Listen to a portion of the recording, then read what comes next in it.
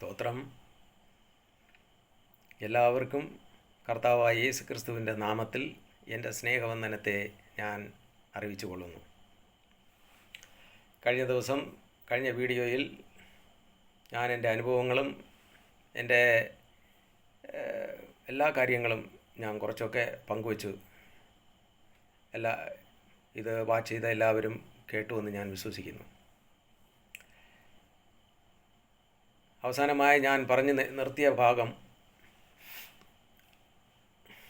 എല്ലാവരും കേട്ടിരിക്കുമെന്ന് വിശ്വസിക്കുന്നു. വീഡിയോ മൊത്തം കേട്ടവർക്കത് മനസ്സിലായിരിക്കും. കേൾക്കാത്തവർ അത് കാണുക, കുറിച്ച് മനസ്സിലാക്കുക, അത്രയേ ഉള്ളൂ. ദൈവം എല്ലാവർക്കും കർത്താവിൻ്റെ വചനം മനസ്സിലാക്കുവാനും അപ്രകാരം ജീവിക്കുവാനും കൃപ തരട്ടെ എന്ന് ഈ രാത്രിയിൽ ഞാൻ പ്രാർത്ഥിക്കുന്നു. അതോടുകൂടെ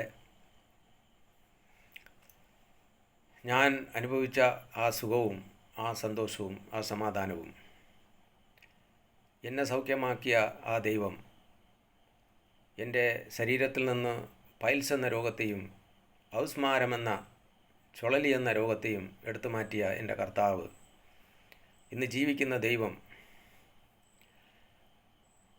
ഈ എൻ്റെ വീഡിയോ യൂട്യൂബിൽ കാണുന്ന എൻ്റെ സഹോദരങ്ങൾ എല്ലാവരെയും അനുഗ്രഹിക്കട്ടെ എന്ന് പ്രാർത്ഥിക്കുന്നു. അതോടുകൂടെ ഇന്ന് ഭൂമിയിൽ മരുന്ന് കഴിച്ചിട്ടും എനിക്ക് സൗഖ്യം കിട്ടുന്നില്ല എന്ന് പറഞ്ഞു കിടക്കുന്ന ഒരുപാട് പേരുണ്ട്. ഇത് കാണുന്നവരും കാണും എന്ന് ഞാൻ വിശ്വസിക്കുന്നു. പല പല രോഗങ്ങൾ, ഹോസ്പിറ്റലിൽ കഴിയുന്നവർ കാണും, ഭവനത്തിൽ കഴിയുന്നവർ കാണും. പല ദൈവദാസന്മാരുടെ മുന്നിൽ പോയി തല കുനിച്ച് അവർ കൈവച്ച് പ്രാർത്ഥിക്കാതെയും കിടക്കുന്നവരും കാണും. ദൈവദാസന്മാർ പ്രാർത്ഥിക്കുന്നത് ഭക്തിയോടുകൂടെയുള്ള പരിശുദ്ധാത്മാവിൻ്റെ നിറവിലുള്ള ഒരു ദൈവദാസൻ ഒരു രോഗിയുടെ മേൽ കൈവച്ചാൽ ആ രോഗി സൗഖ്യമാകും എന്ന് വേദപുസ്തകത്തിൽ വ്യക്തമായി തന്നെ അത് കാണുവാൻ സാധിക്കും. എന്നാൽ ചിലർക്കൊക്കെ ആ കൃപാവരങ്ങൾ ദൈവം കൊടുത്തിട്ടില്ല. തിരുവചനത്തിൽ അത് മനസ്സിലാക്കുവാൻ സാധിക്കും. എല്ലാവർക്കും ആ കൃപാവരം കൊടുത്തിട്ടില്ല എന്ന് കാണുവാൻ സാധിക്കും. എന്നെ കേൾക്കുന്ന എൻ്റെ പ്രിയ സഹോദരങ്ങളെ, ആരെങ്കിലും അങ്ങനെ എൻ്റെ ഈ സാക്ഷ്യം കേൾക്കുന്ന ആരെങ്കിലും ഉണ്ടെങ്കിൽ ഒരു മിനിറ്റ് നിങ്ങളെ തലയണക്കുക, പ്രാർത്ഥിക്കുക. ഞാനും നിങ്ങൾക്ക് വേണ്ടി പ്രാർത്ഥിക്കുന്നു. ദൈവം നിങ്ങളുടെ ജീവിതത്തിൽ പ്രവർത്തിക്കട്ടെ. നിങ്ങളായിരിക്കുന്ന സ്ഥലത്ത് കർത്താവ് ഇറങ്ങി വരട്ടെ. നിങ്ങളുടെ ആവശ്യങ്ങളെല്ലാം ദൈവം കാണുന്നു. നിങ്ങളിൽ ആരെങ്കിലും രോഗികളാണെങ്കിൽ നിങ്ങളുടെ ശരീരത്തിൽ എവിടെയാണോ രോഗം അവിടെ കൈവച്ച് നിങ്ങൾ മുട്ടിൽമേൽ നിന്നുകൊണ്ട് കർത്താവിനോട് പ്രാർത്ഥിക്കുക. സ്വർഗീയ പിതാവിനോട് പ്രാർത്ഥിക്കുക. വിശ്വാസത്തോട് പ്രാർത്ഥിക്കുക. നമ്മുടെ ഹൃദയങ്ങളെ ശോധന ചെയ്യുന്ന ദൈവം നിങ്ങൾക്ക് പരിപൂർണ സൗഖ്യം തരുമെന്ന് ഞാൻ വിശ്വസിക്കുന്നു. കാരണം ദൈവം എന്നെ സൗഖ്യമാക്കി. അതുകൊണ്ട് എനിക്ക് പറയാൻ സാധിക്കും, സൗഖ്യത്തിന് വേണ്ടി ഭാരപ്പെടുന്നവർ, രോഗം മൂർച്ഛിട്ടിട്ട് ഇനി മരണമാണ് മുന്നിൽ കണ്ടുകൊണ്ട് ജീവിക്കുന്ന ഏതെങ്കിലും ഒരു വ്യക്തി ഈ വീഡിയോ കാണുന്നുവെങ്കിൽ, അത് ഈ ലോകത്തിൻ്റെ ഏത് മുക്കിലോ മൂലയിൽ ആയിരുന്നാലും അവനിരിക്കുന്ന സ്ഥലത്തിരുന്നു കൊണ്ട് മുട്ടിന്മേൽ നിന്നുകൊണ്ട് നമ്മുടെ കർത്താവായ യേശു ക്രിസ്തുവിനെ വിളിക്കുക. ആ ദൈവത്തെ വിശ്വസിക്കുക ഹൃദയത്തിൽ. അന്നുവരെയും ഇന്നുവരെയും നിങ്ങൾ നമ്മുടെ ജീവിതത്തിൽ ചെയ്തിട്ടുള്ള സകല തിന്മകളെയും ഓർത്തുകൊണ്ട് ദൈവത്തോട് അനുതപിക്കുക. ഇനി ഞാൻ ഇത് തിന്മ ചെയ്യില്ല എന്ന് ദൈവത്തോട് പറയുക, പ്രാർത്ഥിക്കുക. മാനസാന്തരത്തിൻ്റെ അനുഭവം നിങ്ങളുടെ ഉള്ളിൽ ഉണ്ടാകട്ടെ. നിങ്ങളുടെ ഉള്ളിൽ ആ ദൈവത്തിൻ്റെ ആ സ്നേഹം ഇറങ്ങി വരുവാൻ തക്കവണ്ണം ഉള്ളിലുള്ള, അതായത് നമ്മളെ ഹൃദയത്തെ ദൈവത്തിന് കൊടുക്കുക. ആ ഹൃദയത്തിൻ്റെ ഉള്ളിൽ പാപമെന്ന് പറയുന്ന ആ ദുരാത്മാവ് വസിക്കരുത്. അങ്ങനെ നിങ്ങൾ ദൈവത്തോട് മുട്ടിപ്പോട് നിങ്ങളുടെ ഹൃദയത്തിൽ ഒരു മാനസാന്തരം വന്ന് ദൈവം കാണുന്നുവെങ്കിൽ തീർച്ചയായും നിങ്ങൾക്ക് സൗഖ്യം തരും. ഇനിയുള്ള കാലം കർത്താവിന് വേണ്ടി ജീവിക്കും, കർത്താവിൻ്റെ നാമമഹത്വത്തിനായി ജീവിക്കുമെന്ന് നിങ്ങൾ സമർപ്പിച്ചുകൊണ്ട് ദൈവത്തോട് പ്രാർത്ഥിക്കുക. പ്രിയ സഹോദരങ്ങളെ, ഞാനും പ്രാർത്ഥിക്കാം. സ്വർഗീയ പിതാവേ, സർവശക്തനായ ദൈവമേ, സ്വർഗത്തിനും ഭൂമിക്കും പാതാളത്തിനും അധികാരമുള്ള കർത്താവേ, ഈ നല്ല സമയത്തിനായി സ്തോത്രം ചെയ്യുന്നു, സ്തുതിക്കുന്നു. ഈ വീഡിയോ കാണുന്ന കേൾക്കുന്ന എല്ലാ മക്കളെയും അനുഗ്രഹിക്കണം. അവരുടെ ബുദ്ധിമുട്ടുകൾ കാണുന്ന ദൈവം, അവരുടെ രോഗങ്ങളെ കാണുന്ന ദൈവം, അവിടെ എല്ലാ കാര്യങ്ങളിൽ നിന്നും അവർ വിടുവിക്കുക കർത്താവേ. രോഗികളെ സൗഖ്യമാക്കണമേ. അവിടെ ഭവനത്തിലുള്ള ആവശ്യങ്ങളെല്ലാം സന്തോഷമായി നിറവേറ്റി കൊടുക്കണമേ. എല്ലാ ബുദ്ധിമുട്ടുകളും നീക്കി അവർ കൂടുതലായി ദൈവത്തെ അറിയുവാനും കർത്താവിൻ്റെ സന്നിധിയിൽ വിശുദ്ധിയോടും ഭക്തിയോടും ജീവിക്കുവാനും കർത്താവിൻ്റെ വചനങ്ങൾ കൂടുതലായി അവർ ഗ്രഹിക്കുവാനും അവരുടെ ഹൃദയങ്ങൾ ദൈവ സന്നിധിയിൽ തുറക്കുവാനും എൻ്റെ ദൈവത്തോട് ഞാൻ പ്രാർത്ഥിക്കുന്നു. എല്ലാവരെയും അനുഗ്രഹിക്കണമേ. കർത്താവായ യേശു ക്രിസ്തുവിൻ്റെ നാമത്തിൽ പ്രാർത്ഥിക്കുന്നു. കേൾക്കണമേ എൻ്റെ സ്വർഗീയ പിതാവേ. ആമേൻ. എല്ലാവരെയും സ്വർഗസ്ഥനായ പിതാവ് അനുഗ്രഹിക്കട്ടെ എന്ന് പ്രാർത്ഥിച്ചുകൊണ്ട് ഞാൻ ഇന്നലെ നിർത്തിയ ആ ഭാഗത്തിൽ നിന്ന് വീണ്ടും തുടങ്ങുകയാണ്. പ്രിയ സഹോദരങ്ങളെ, ഞാൻ ഇന്നലെ പറഞ്ഞു നിർത്തി, എന്നെ കർത്താവ് സൗഖ്യമാക്കി. അതുപോലെ തന്നെ ഞാൻ തുടക്കത്തിൽ തന്നെ പറഞ്ഞു, ഞാൻ ജനിച്ചു വളർന്ന ആ പശ്ചാത്തലം, അതിൽ ആഭിചാരത്തിൻ്റെ പ്രവൃത്തികളെക്കുറിച്ച് പറഞ്ഞു. മന്ത്രവാദം ചെയ്യുമ്പോൾ മന്ത്രവാദികൾ ചെയ്യുന്നത് എന്താണെന്ന് ഞാൻ പറഞ്ഞു തന്നു. അവർ മരിച്ചവരെ വിളിക്കും, ഭൂതങ്ങളെ വിളിക്കും, ഓരോരുടെ പേര് പറഞ്ഞ് വിളിക്കും. അങ്ങനെയൊക്കെ വിളിച്ചാണ് അവർ മന്ത്രവാദം ചെയ്യുന്നത്. അങ്ങനെയാണ് ആഭിചാരശക്തി അവിടെ വ്യാപരിച്ചു. കാരണം അതിനെ പൂജ ചെയ്ത് അങ്ങനെ അത് ആ ആഭിചാരങ്ങൾ അങ്ങനെ ചെയ്ത് വരുമ്പോൾ അവർക്ക് അതിൻ്റെ ശക്തി അവർക്ക് വന്നിട്ട് അതിൽ കൂടെയാണ് പ്രവർത്തിക്കുന്നത്. അങ്ങനെയാണ് അവർ മനുഷ്യനെ ഉപദ്രവിക്കാൻ വേണ്ടി കൂടോത്രങ്ങൾ ചെയ്യുന്നതും മനുഷ്യനെ ഉപദ്രവിക്കുവാൻ വേണ്ടി ഈ ദുരാത്മാക്കളെ പറഞ്ഞയക്കുന്നതും ഇങ്ങനെയൊക്കെ ഉള്ള സമ്പ്രദായങ്ങളൊക്കെ ഉള്ളത്. അതൊക്കെ ഒരു കാലത്ത് ഉണ്ടായിരുന്നു. ഇപ്പോഴൊക്കെ ഉണ്ടോയെന്ന് അറിയില്ല. ഇപ്പോഴൊക്കെ എല്ലാം തട്ടിപ്പും വെട്ടിപ്പുമാണ് ലോകത്തിൽ നടന്നുകൊണ്ടിരിക്കുന്നത്. ആ പേരും പറഞ്ഞ് ആ യഥാർത്ഥമായിട്ടുള്ള ഇത് ചെയ്യുന്ന ആരും ഈ ലോകത്തിലില്ല എന്ന് ഞാൻ വിശ്വസിക്കുന്നു. ഉണ്ടെങ്കിൽ പോലും ദൈവമക്കളെ അത് തൊടുവാൻ പറ്റുകയില്ല.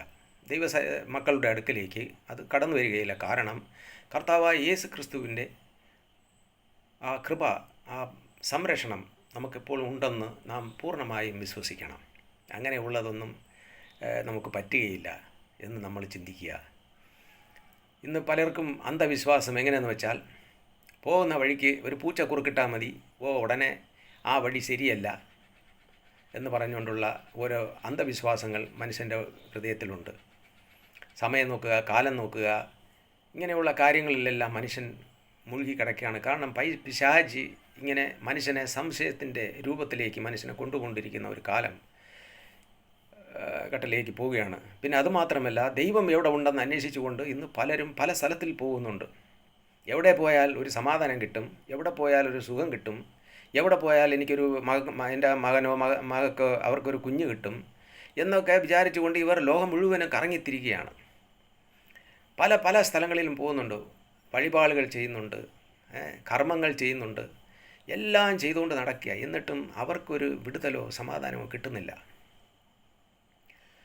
ഞാൻ അങ്ങനെയുള്ളവരോട് പറയുകയാണ്, നിങ്ങൾ ഈ പോകുന്നതൊക്കെ വ്യർത്ഥമാണ്. ചുമ്മാ നിങ്ങളെ പൈസ ചിലവാക്കുന്നു, നിങ്ങളെ സമയം ചിലവാക്കുന്നു. വെറുതെ ഇങ്ങനെ കാണുന്നിടത്തൊക്കെ പോയി ദൈവമല്ലാത്തതിൻ്റെ മുമ്പിലൊക്കെ ചെന്ന് മുട്ടുമടക്കി, ദൈവമില്ലാത്തവൻ്റെ അടുക്കൽ ചെന്നിട്ട് വഴിപാടുകൾ ചെയ്ത് നേർച്ചകൾ നേർന്ന് ഇങ്ങനെ സമയം ചിലവാക്കി നിങ്ങൾ കളയുകയാണ്. അങ്ങനെയുള്ളതിനൊന്നും പോവാതെ എന്നെ കേൾക്കുന്ന എൻ്റെ സഹോദരങ്ങൾ, കർത്താവായ യേശു ക്രിസ്തുവിനെ മനസ്സിൽ ധ്യാനിച്ചുകൊണ്ട് വിശ്വസിച്ചുകൊണ്ട് നിങ്ങൾ മുട്ടിപ്പോടെ ഇരുന്ന് നിങ്ങൾ ഇരിക്കുന്ന സ്ഥലത്ത് പ്രാർത്ഥിക്കുക. നിങ്ങൾ ഏത് സഭയിൽ പോകുന്നവരാണെങ്കിൽ ആ സഭയിൽ പോകുമ്പോഴും ദൈവസന്നിധിയിലിരുന്ന് പ്രാർത്ഥിക്കുക. നല്ലതുപോലെ പ്രാർത്ഥിക്കണം. സഭ എന്ന് പറയുമ്പോൾ അത് കർത്താവിൻ്റെതാണ്. കർത്താവാണ് സഭയ്ക്ക് നാഥൻ. സഭയുടെ തല എന്ന് പറയുന്നത് നമ്മുടെ കർത്താവാണ്. കർത്താവായ യേശു ക്രിസ്തുവാണ്. ആലയത്തിൻ്റെ ഉള്ളിൽ മനുഷ്യൻ പോകുന്ന സമയത്ത് ദൈവം വരും. അല്ലാതെ ആലയത്തിൻ്റെ ഉള്ളിൽ അങ്ങ് ഇരിക്കുമെന്ന് പറഞ്ഞുകൊണ്ട് ആരും ചിന്തിക്കരുത്. കാരണം വേദപുസ്തകത്തിലൊക്കെ അതിന് ഒരുപാട് തെളിവുകളുണ്ട്. ഞാൻ അതൊക്കെ നിങ്ങൾക്ക് പറഞ്ഞു തരാം. അപ്പോൾ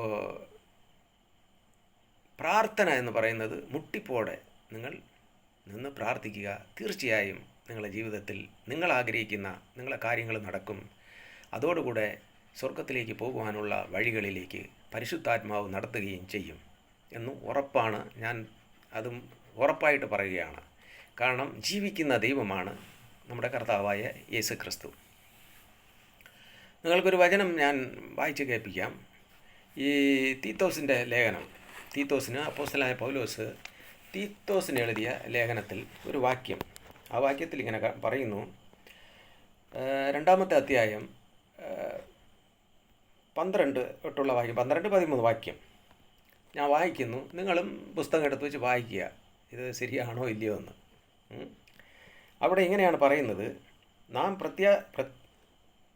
നാം ഭാഗ്യകരമായ പ്രത്യാശയ്ക്കായിട്ടും മഹാദൈവവും നമ്മുടെ രക്ഷിതാവുമായ യേശുക്രിസ്തുവിൻ്റെ തേജസ്സിൻ്റെ പ്രത്യാശയ്ക്കായിട്ടും കാത്തുകൊണ്ട് ഭക്തിക്കേടും പ്രപഞ്ചമോഹങ്ങളും വർജിക്കിട്ട് ഈ ലോകത്തിൽ സുബോധത്തോടും നീതിയോടും ദൈവഭക്തിയോടും കൂടെ ജീവിച്ചു പോരേണ്ടതിന് അത് നമ്മെ ശിക്ഷിച്ച് വളർത്തുന്നു.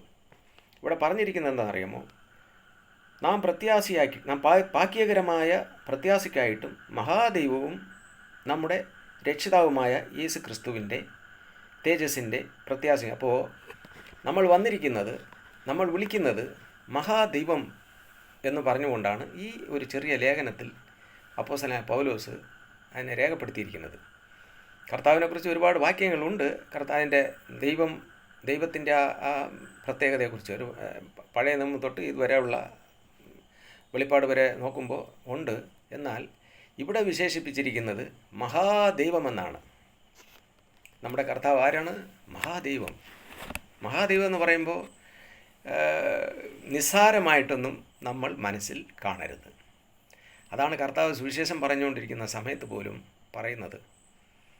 നിങ്ങൾക്ക് കടുകുമണിയോളം വിശ്വാസമുണ്ടെങ്കിൽ ഈ മലയോട് എണീറ്റ് പോയി കടലിൽ നിൽക്കാൻ പറഞ്ഞാൽ അനുസരിക്കുമെന്ന്. കാരണം കടുകുമണിയോടുള്ള വിശ്വാസം എന്ന് വെച്ചാൽ അപൂർണതയുള്ള വിശ്വാസം നമുക്ക് നമ്മുടെ ഉള്ളിൽ വേണം. അതാണ് ദൈവം നോക്കുന്നത്. അല്ല വിശ്വാസം എന്ന് പറഞ്ഞുകൊണ്ട് ഇപ്പോൾ നമ്മൾ ഒരു ചടങ്ങ് തീർക്കാൻ വേണ്ടി പള്ളിയിൽ പോകുക, വരിക, അങ്ങനെയൊക്കെ പൊയ്ക്കൊണ്ടിരിക്കുമ്പോൾ നമ്മളങ്ങനെ പൊയ്ക്കൊണ്ടിരിക്കും. എന്നാൽ യഥാർത്ഥമായ ദൈവത്തിൽ നിന്നുള്ള ആ കൃപ, ആ വിടുതൽ നമുക്ക് അനുഭവിക്കാൻ സാധിക്കില്ല. അത് സാധിക്കണമെങ്കിൽ നാം ദൈവത്തെ പൂർണ്ണമായി വിശ്വസിക്കണം. മഹാദൈവമാണ് നമ്മുടെ കർത്താവായ യേശു ക്രിസ്തു. ഇനി ഞാൻ ഇന്നലെ നിർത്തിയ ഭാഗം, അവിടെ വെളിപ്പാട് പുസ്തകത്തിൽ ഞാനൊരു വാക്യം വായിച്ച് കേൾപ്പിച്ചു. ഇന്നലെ എൻ്റെ ഈ സാക്ഷി അനുഭവങ്ങൾ അത് കേട്ടിട്ടുള്ളവർക്ക് അത് മനസ്സിലാവും. എന്നാൽ ഞാൻ വീണ്ടും ഇന്നും ഞാനത് നിങ്ങൾക്ക് വായിച്ച് കേൾപ്പിക്കുകയാണ്. അതിൽ പറയുകയാണ്, ഇത് സ്മരണയിലെ സഭയ്ക്ക് എഴുതുന്ന ഒരു ഭാഗമാണ്. അതിൽ 2-ാമത്തെ അധ്യായത്തിൽ 12-ാമത്തെ വാക്യത്തിൽ ബർഗമേസിലെ സഭയുടെ ദൂതന് എഴുതുക, മൂർച്ചയേറിയ ഇരുവായ്ത്തല വാളുള്ള അവൻ അരുളി ചെയ്യുന്നു, നീ എവിടെ പാർക്കുന്നുവെന്നും അത് സാത്താൻ്റെ സിംഹാസനം ഉള്ളയിടമെന്നും ഞാൻ അറിയുന്നു. നീ എൻ്റെ നാമം മുറുകെ പിടിച്ചിരിക്കുന്നു. നിങ്ങളുടെ ഇടയിൽ സാത്താൻ പാർക്കുന്നിടത്ത് തന്നെ എൻ്റെ സാക്ഷിയും വിശ്വസ്തനുമായ അന്തിപ്പോസിനെ കൊന്ന കാലത്ത് പോലും നീ എങ്കിലുള്ള വിശ്വാസം നിശ്ചയിച്ചിട്ടില്ല. എങ്കിലും നിന്നെക്കുറിച്ച് കുറഞ്ഞൊന്ന് കുറ്റം പറവാൻ ഉണ്ട്. ഇസ്രായേൽ മക്കൾ വിഗ്രഹാർപ്പിതം തിന്നേണ്ടതിനും ദുർനടപ്പ് ആചരിക്കേണ്ടതിനും അവരുടെ മുന്നിൽ ഇടർച്ച വയ്പ്പാൻ ബാലാക്കിന് ഉപദേശിച്ചു കൊടുത്ത ബിലെയാമിൻ്റെ ഉപദേശം പിടിക്കുന്നവർ അവിടെ നിനക്കുണ്ട്. ക്ഷമിക്കണം, ഞാൻ ആദ്യം വായിച്ച ഭാഗത്തിൽ സ്മർണ എന്ന് പറഞ്ഞു, ഇല്ല, ബെർക്കമീസ് എന്നുള്ള സഭയ്ക്കാണ് ഇത് എഴുതുന്നത്. ബെർക്കമീസ്. അപ്പോൾ ബെർക്കമീസ് സഭ കർത്താവായ യേശു ക്രിസ്തു AD 40 ആ കാലഘട്ടത്തിലാണ് യേശു ക്രിസ്തു സ്വർഗാരോഹണം ചെയ്യുന്നതായിട്ട് വേദ പുസ്തകത്തിൽ പണ്ഡിതന്മാരൊക്കെ പറഞ്ഞിരിക്കുന്നത്. എന്നാൽ AD 90-ലൊക്കെയാണ് പൂർണ്ണമായും സഭയൊക്കെ രൂപപ്പെട്ടൊക്കെ വന്നത്.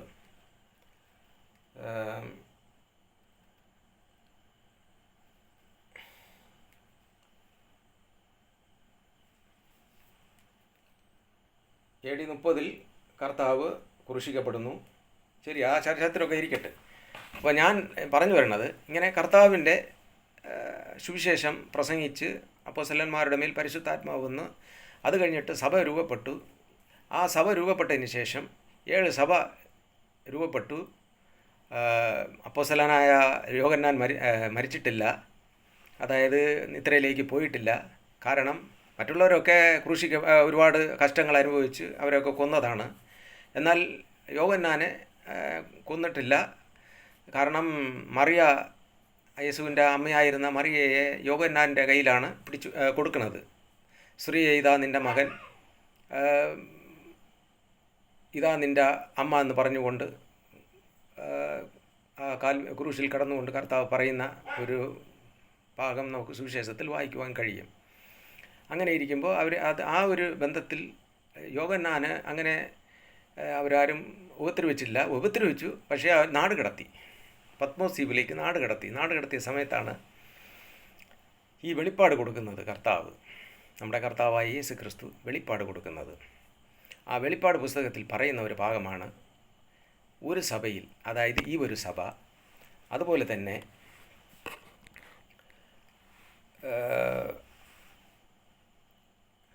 വേറൊരു സഭയിലും, അതായത് തുയത്തൈരയിലെ സഭ, അത് വന്നിട്ട് 18-ാമത്തെ വാക്യത്തിലാണ് തുയത്തൈരയിലെ സഭയുടെ ദൂതന് എഴുതുക എന്ന് പറഞ്ഞുകൊണ്ട് പറയുന്നത്. അവിടെ ഇസബേൽ എന്ന സ്ത്രീയെ നീ അനുവദിക്കുന്നു എന്നൊരു കുറ്റം നിന്നെക്കുറിച്ച് പറവാനുണ്ട്. അത് പറയുന്നത് 20-ാമത്തെ വാക്യത്തിലാണ്. ഇവിടെ ബാലാക്കിന് ഉപദേശിച്ച ബിലയാം എന്ന് പറയുമ്പോൾ ഒരു മന്ത്രവാദിയായിരുന്നവൻ, വെളിച്ചപ്പാടൻ, അതായത് ആഭിചാരം ചെയ്യുന്നവനാണവൻ. സംഖ്യാപുസ്തകത്തിൽ അതിനെക്കുറിച്ച് പറയുന്നുണ്ട്. ഇസ്രായേൽ ജനത്തെ ശപിക്കാൻ വേണ്ടി ബാലാക്ക് കൂട്ടിക്കൊണ്ടുവരും. ബാലാക്ക് ഒരു രാജാവായിരുന്നു. ആ ബാലാക്ക് ഈ ബിലയാമിനെ ശപിക്കാൻ വേണ്ടി കൂട്ടിക്കൊണ്ടുവരും. അപ്പോൾ ബിലയാം കഴുതപ്പുറത്ത് വരുമ്പോൾ ദൈവത്തിൻ്റെ ദൂതൻ അവിടെ നിൽക്കും. ഇസ്രായേൽ ജനത്തെ ശപിക്കാൻ വേണ്ടി വരുന്ന ഈ ബിലയാം വരുന്ന കഴുത ഇങ്ങനെ നോക്കും. കഴുത അവിടെ ഒന്ന് വരണ്ടു പോവും ദൈവത്തിൻ്റെ ദൂതനെ കണ്ടിട്ട്. എന്നാൽ ബിലയാം മനസ്സിലാക്കില്ല. എന്നാലും ബിലയാമിൻ്റെ അടുത്ത് കർത്താവ് അതായത് അവനൊരു മന്ത്രവാദിയല്ലേ, അവനൊരു വെളിച്ചപ്പാടനാണ്, മന്ത്രവാദിയാണ്. എന്നാൽ ദൈവത്തിൻ്റെ ആത്മാവ്, അതായത് ദൈവം അവൻ്റെ വായിൽ കൂടെ ഇസ്രായേൽ ജനത്തെ അനുഗ്രഹിക്കും. അപ്പോൾ ഈ ബാലാക്കിന് ഭയങ്കര ദേഷ്യമുണ്ടാവും. എന്തുകൊണ്ട് ഞാൻ നിന്നെ വിളിച്ചുകൊണ്ട് വന്നല്ലോ, അവരെ ശപിക്കാൻ കൊണ്ടുവന്നിട്ട് നീ അവരെ ശപിക്കാതെ അനുഗ്രഹിക്കുന്നുവല്ലോ എന്ന് പറഞ്ഞുകൊണ്ട് അങ്ങ് കുറേ ചാടും. അപ്പോൾ ബിലയാം പറയും, ഞാൻ അവരെ എങ്ങനെ ശപിക്കും? ദൈവം ശപിക്കാത്തവനെ ഞാൻ എങ്ങനെ ശപിക്കും? അപ്പോൾ എല്ലാവരും മനസ്സിലാക്കണം, കർത്താവിൽ വിശ്വസിക്കുന്ന, ഭക്തിയോടുകൂടെ ജീവിക്കുന്ന, യേശുക്രിസ്തുവിൽ വിശ്വസിക്കുന്ന ആരെയെങ്കിലും എന്തെങ്കിലും ശപിച്ചെന്ന് പറഞ്ഞുകൊണ്ട് ഒന്നും കേൾക്കാൻ പോണില്ല. കാരണം ദൈവമേ ശപിക്കുന്നില്ല. അപ്പം നമ്മളെ ആരെ ശപിക്കാനാ? അല്ലെങ്കിൽ ആരുടെ ശാപം നമുക്ക് കേൾക്കും? ഒന്നും കേൾക്കത്തില്ല. അപ്പോൾ അതിനെക്കുറിച്ച് വ്യക്തമായി നമുക്ക് കാണുവാൻ സാധിക്കും സംഖ്യാപുസ്തകത്തിൽ അപ്പോൾ ആ ബിലയാമിനെയാണ് ഇവിടെ രേഖപ്പെടുത്തിയിരിക്കുന്നത്. എന്താണ്? അവൻ വിഗ്രഹാരാധിയാണ്, ആഭിചാരം ചെയ്യുന്നവനാണ്. അങ്ങനെയുള്ളവരെയാണ് എവിടെ കൊണ്ടുവന്നു? ഈ സഭയിൽ കൊണ്ടുവന്നു എന്ന് കർത്താവ് പറയുകയാണ്. എന്താണ് അതിൻ്റെ ഇതെന്ന് വെച്ചാൽ, അന്യജാതിയിൽപ്പെട്ട ഒരുപാട് പേർ വിശ്വാസത്തിലേക്ക് വന്ന സമയത്ത് സഭയിലേക്ക് കയറി. സഭയിൽ കർത്താവിനെ ആരാധിക്കാൻ എന്തെങ്കിലും ഒന്ന് വേണം, എന്തെങ്കിലും ഒരു രൂപം വേണം. അപ്പോൾ ആ രൂപത്തിന് വേണ്ടി ഇവർ എല്ലാം ഒന്ന് സംഘം ചേർന്ന് ഈ രൂപം വച്ചാൽ ഈ രൂപത്തിൽ കൂടെ ദൈവത്തെ കാണാം എന്നും പറഞ്ഞുകൊണ്ട് രൂപങ്ങളെ ഉണ്ടാക്കി വയ്ക്കാനും, പിന്നെ അവിടെ തന്നെ ഈ മരിച്ചവരോടുള്ള പ്രാർത്ഥനയും അവർ ആരംഭിക്കുകയാണ് സഭയിൽ. ഇത് ഈ മരിച്ചവരോടുള്ള പ്രാർത്ഥന ആരംഭിക്കുന്ന ആ സമയത്ത് തന്നെ ദൈവം ഇവർക്ക് മുന്നറിയിപ്പ് കൊടുക്കുകയാണ്. നിങ്ങളത് ചെയ്യരുത്, അത് തെറ്റാണ്, നിങ്ങൾ മാനസാന്തരപ്പെടുക എന്ന് പറഞ്ഞുകൊണ്ട്. എന്നാൽ സാത്താൻ അതിന് താമസിച്ചില്ല. പിശാചായവൻ ഇവരുടെ തലയിൽ കയറി ഇവർക്ക് ആ ബിലയാമിൻ്റെ അതേ ഉപദേശം സ്വീകരിക്കുവാൻ തക്കവണ്ണം അവരുടെ ഉള്ളിലേക്ക് കയറി അവരെ കൊണ്ട് അത് തന്നെ ചെയ്യിച്ചു. അത് തന്നെയാണ് ഇന്ന് സഭ ഈ ലോകത്തിലുള്ള ഈ വിഗ്രഹങ്ങളെ വച്ചിരിക്കുന്ന പ്രത്യേകിച്ചും കത്തോലിക്ക സഭകളിലും ഇത് കൂടുതലായിട്ടുള്ളത്. പ്രത്യേകിച്ചും മരിച്ചവരോട് പ്രാർത്ഥിക്കുന്ന ഏതൊരു വ്യക്തിയായിരുന്നാലും ശരി, ആ വ്യക്തിയിലേക്ക് ദൈവത്തിൻ്റെ ആത്മാവ് വരത്തില്ല എന്ന് ഞാൻ വീണ്ടും തീർത്ത് പറയുകയാണ്. എന്തുകൊണ്ടെന്നാൽ മരിച്ചുപോയ ഒരു വ്യക്തി ഈ ഭൂമിയിൽ ആരെയും സഹായിക്കാൻ സാധിക്കുകയില്ല. നിദ്രയിലായവർ ആരും സഹായിക്കാൻ പറ്റത്തില്ല. അതാണ് സങ്കീർത്തനത്തിൽ 115 സങ്കീർത്തനത്തിൽ പ്രത്യേകിച്ചും അത് പറയുന്നത്. മരിച്ചവരും മൗനതയിലായവരും ആരും ദൈവത്തെ സ്തുതിക്കുന്നില്ല. അപ്പോൾ മൗനതയിലായ ഒരു വ്യക്തിക്കും കർത്താവിനെ സ്തുതിക്കുവാൻ പറ്റത്തില്ല. കാരണം അവർ ഈ ലോകത്ത് നിന്ന് ജീവിച്ചു പോയി. ഇന്ന് പല പല വിശ്വാസങ്ങളാണ്.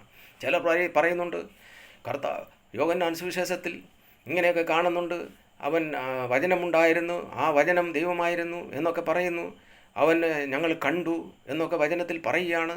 അപ്പോൾ ഞങ്ങൾ കണ്ടവരാണ്, ഇപ്പോൾ ജീവിക്കുന്നവർ കണ്ടെന്ന്. അന്ന് AD 90 ശേഷമാണ് സഭകളൊക്കെ എല്ലാം ഇതായി വരുന്നത്. ആ സമയത്ത് സംഭവിച്ച കാര്യങ്ങൾ ഇങ്ങേര് കണ്ടെന്ന് നമ്മൾ കണ്ടു. ഇങ്ങേര് കണ്ടിട്ട് ഇനി ഇങ്ങേര് വിഗ്രഹങ്ങളെ വച്ചിട്ട് അങ്ങ് വഴിപെടാമെന്ന് ദൈവം പ്രത്യേകിച്ചും വിലക്കുകയാണ്.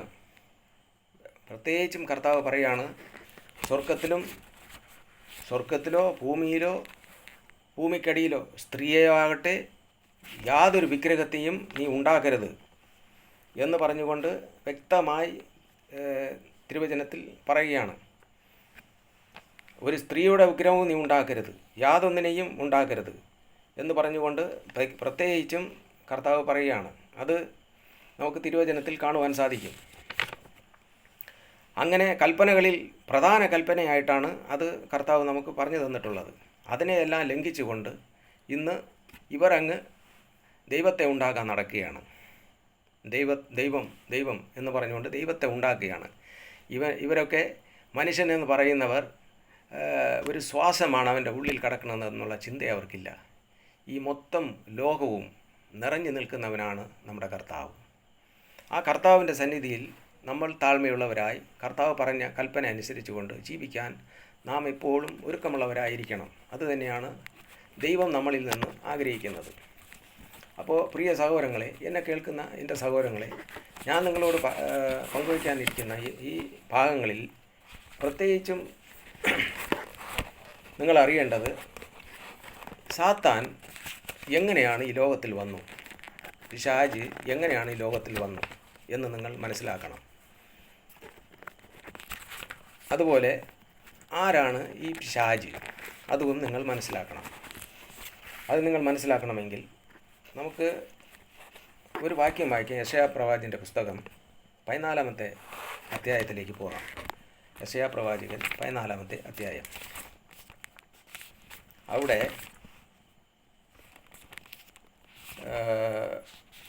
നമുക്ക് കാണാൻ സാധിക്കും,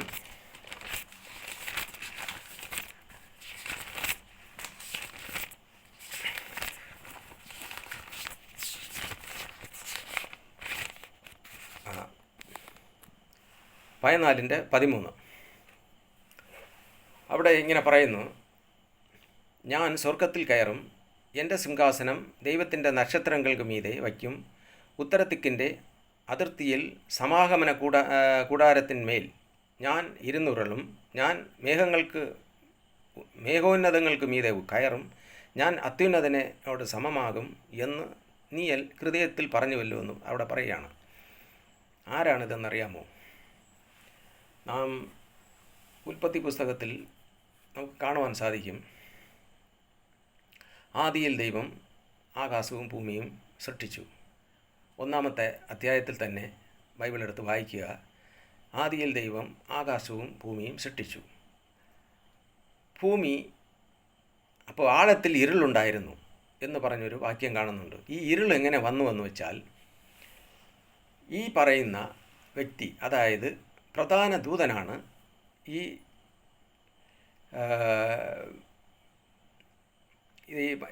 ഹൃദയത്തിൽ പറഞ്ഞ വ്യക്തി. അത് മുകളിലോട്ടുള്ള ഭാഗത്തിൽ നമ്മൾ വായിക്കുമ്പോൾ, അരുണോദയ പുത്രനായ ശുക്ര, നീ എങ്ങനെ ആകാശത്തിൽ നിന്ന് വീണു?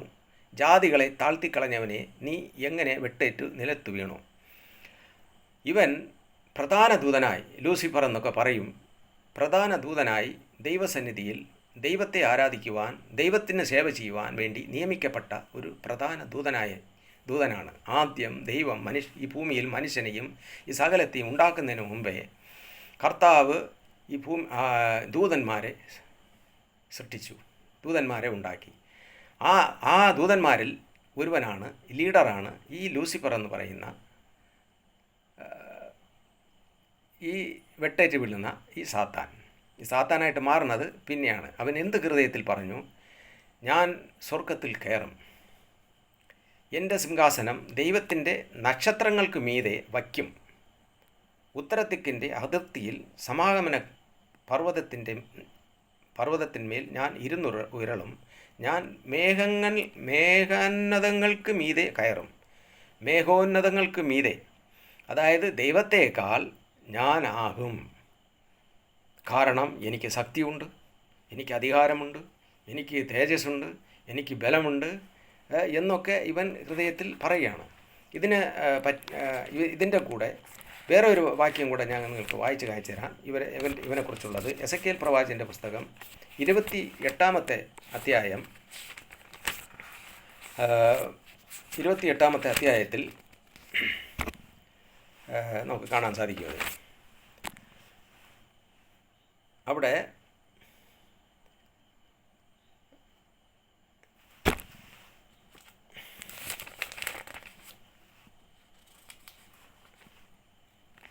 സ്തോത്രം,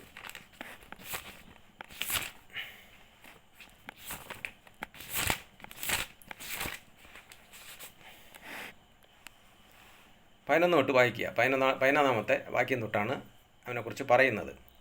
ഒരു രാജാവിനെ സദൃശമാക്കി വച്ചിട്ടാണ് പറയുന്നത്. യഹോവയുടെ അരുളപ്പാട് എനിക്കുണ്ടായെന്തെന്നാൽ, മനുഷ്യപുത്ര, നീ ഷോർ രാജാവിനെക്കുറിച്ച് ഒരു വിലാപം തുടങ്ങി അവനോട് പറയേണ്ടത്.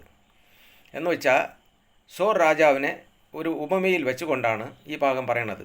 താഴോട്ട് വായിക്കുമ്പോൾ നിങ്ങൾ വീട്ടിലിരുന്ന് സാവധാനമായിട്ട് ഈ വാക്യങ്ങളെ എടുത്ത് വെച്ച് വായിക്കുക. ഞാനൊരു ഉദാഹരണത്തിന് വേണ്ടി ഈ ഭാഗം ഞാൻ നിങ്ങൾക്ക് കാണിച്ചു തരുന്നേ ഉള്ളൂ, സാത്താൻ എങ്ങനെയാണ് ഈ ഭൂമിയിലേക്ക് വന്നതെന്നുള്ളത്. അപ്പോൾ താഴെ, നീ ചിറക്, ഇവിടെ 13, നീ ദൈവത്തിൻ്റെ തോട്ടമായ ഏദെനിൽ ആയിരുന്നു. താമ്രമണി, പീതരന്തം, വജ്രം, പുഷ്പരാഗം, ഗോമേതകം, സൂര്യകാന്തം, നീലക്കല്ല്, മാണിക്യം, മരതകം മുതലായ സകല രത്നങ്ങളും നിന്നെ മൂടിയിരുന്നു. ഒരു ദൂതൻ്റെ തേജസ്സിനെ കുറിച്ചാണ് ഇവിടെ പറഞ്ഞിരിക്കുന്നത്. അവൻ ആദ്യം ഇരുന്നത് എങ്ങനെയാണെന്ന്, ദൈവസന്നിധിയിൽ ദൈവം ഒരു ദൂതനെ സൃഷ്ടിച്ചപ്പോൾ, പ്രധാന ദൂതനായി അവനെ സൃഷ്ടിച്ചപ്പോൾ, ആ ദൂതൻ ഇരുന്ന ഒരു കാര്യമാണ് ഇവിടെ എസെക്കിയേൽ പ്രവാചകനിൽ കൂടെ അത് വെളിപ്പെടുത്തിയിരിക്കുന്നത് ആയിരുന്നു. നിന്നെ തീർത്ത നാളിൽ നിന്നിൽ ഉള്ള തടങ്ങളുടെയും കുടുകങ്ങളുടെയും പണി പൊന്നുകൊണ്ടുള്ളതായിരുന്നു. നീ ചിറക് വിടർത്തി മറയ്ക്കുന്ന കെരുബ് ആകുന്നു. ഞാൻ നിന്നെ വിശുദ്ധ ദേവപർവ്വത്തിൽ ഇരുത്തിയിരുന്നു. നീ അഗ്നിമയ രഥങ്ങളുടെ മധ്യേ സഞ്ചരിച്ചു പോന്നു. നിന്നെ സൃഷ്ടിച്ച നാൾ മുതൽ നിങ്കൽ നീതികേട് കണ്ടതുവരെ നീ നടപ്പിൽ നിഷ്കളങ്കനായിരുന്നു. നിന്റെ വ്യാപാരത്തിൻ്റെ പെരുപ്പം നിമിത്തം നിന്റെ അന്തർഭാഗം സാഹസം കൊണ്ട് നിറഞ്ഞു. നീ പാപം ചെയ്തു. അതുകൊണ്ട് ഞാൻ നിന്നെ അശുദ്ധനെന്ന് എണ്ണി ദേവപർവ്വതത്തിൽ നിന്ന് തള്ളിക്കളഞ്ഞു. ഇത് നിങ്ങൾ വായിക്കുമ്പോൾ നിങ്ങൾക്ക് മനസ്സിലാവും. ഇത് മനസ്സിലാകുന്ന ഭാഷയിൽ തന്നെ വ്യക്തമായി അത് എഴുതിയിരിക്കുകയാണ്. കാരണം ദൈവത്തിൻ്റെ സന്നിധിയിൽ തേജസ്സുള്ളവനായിരുന്നു, അഗ്നിമയമായ രഥങ്ങളിൽ കൂടെ സഞ്ചരിക്കുന്നവനായിരുന്നു, എവിടെ വേണമെങ്കിലും പോകുവാനുള്ള അധികാരമുള്ളവനായിരുന്നു. ഇത്രയും കാര്യങ്ങൾ ഈ സാത്താന് അതായത് ഈ ദൂതനുണ്ടായിരുന്നു. ഇവൻ അഹങ്കരിച്ചു. എന്താണെന്നറിയാമോ?